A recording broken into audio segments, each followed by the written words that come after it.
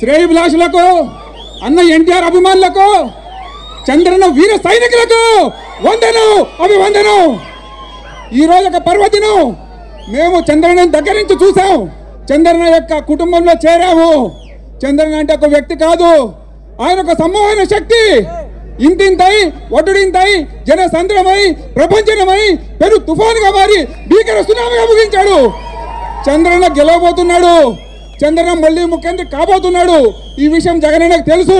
జగనన్నకు తెలిసి ఎమ్మెల్యేలు మారుస్తున్నాడు. జగనన్నకు 151 ఎమ్మెల్యేలు గెలవలేదు, 151 బలి పశువులు గెలిచారు. వాళ్ళందరినీ నడి రోడ్డున పడేసి వాళ్ళ జీవితాల్లో అతలకుతలం చేశాడు. చంద్రన్న యొక్క కులం మంచితనం, చంద్రన్న మతం జనహితం, చంద్రన్న తత్వం మానవత్వం. అలాంటి గొప్ప నాయకుడు మనకుండగా అరే ఎంత తప్పిదం చేశావు, ఒక దొంగని, ఒక దుర్మార్గుడిని, ఒక అరాచకవాదిని, ఒక నియంతని మనం ఎన్నుకున్నామే.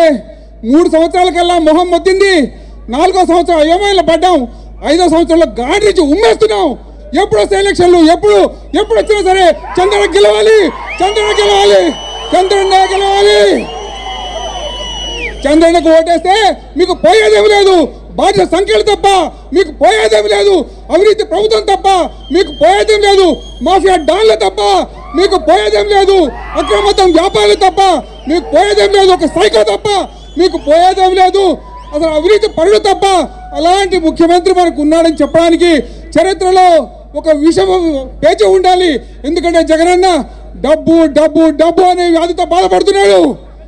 మన చంద్రన్న జనం జనం జనం అనే దాంతో మన మధ్య తిరుగుతున్నాడు. ఈ వయసులో ఆయన మిచాంగ్ తుఫాన్లో నేను చూసా.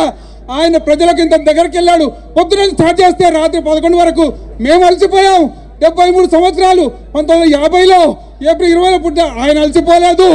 1 అక్టోబర్ 2003లో ఆయన పైన నక్సలైట్లు దాడి చేశారు. ఆ సమయంలో భగవంతుడి అనుగ్రహంతో 19 క్లేబర్ మైలు పెడితే 7 మాత్రం పేలినాయి. ఆ 7 ఆ మనిషి తురాతురకలు చేసే అవకాశం ఉంది.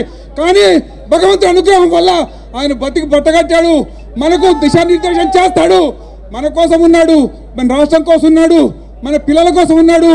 నేనైతే అభిలషిస్తున్నా, చంద్రన్న 4వసారి కాదు ఇంకా 30 సంవత్సరాలు ముఖ్యమంత్రి ఉండాలని నేనైతే అభిలషిస్తున్నా. మన పిల్లలకు బంగారు భవిష్యత్తు ఇస్తాడని నేనైతే ఆశపడుతున్నా. లోకేష్ బాబు చంద్రన్న మనకు గొప్ప గిఫ్ట్ ఇచ్చాడు.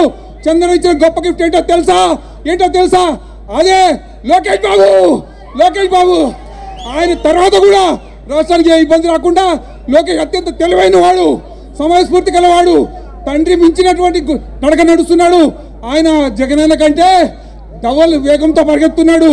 ఆయన 220 రోజుల్లో 3000 కిలోమీటర్లు నడిచాడు. జగనన్న ప్రతి నిమిషం కూడా సోమరిపోతులాగా మధ్య అయిపోయాడు. నేను చూశాను, ఇద్దరి బాధ చూశాను. లోకేష్ అన్న సూపర్. ఆయన యొక్క గైడెన్స్లో, చంద్రన్న యొక్క ఆయన ఉన్న నాయకత్వంలో ఈ రాష్ట్రం సుభిక్ష ఉంటుందని, ఎట్టి పరిస్థితుల్లో మళ్ళీ జగన్ రాలేడని, జగనే కాదు ఎవరికి అవకాశం లేదు. ఎంతకాలం ఉన్నా సరే అన్న ఎన్టీఆర్ యొక్క దయ మన పడింది, దీవెనలు మన పడినాయి, చంద్రన్న యొక్క ఆశీస్సు మనకున్నాయి, లోకేష్ బాబు యొక్క సహచారం అంతా ఉంది. అందుకని చెప్తున్నా, జై లోకేష్, జోహార్ ఎన్టీఆర్, జై చంద్రన్న, జై చంద్రన్న. సైకో పోవాలి.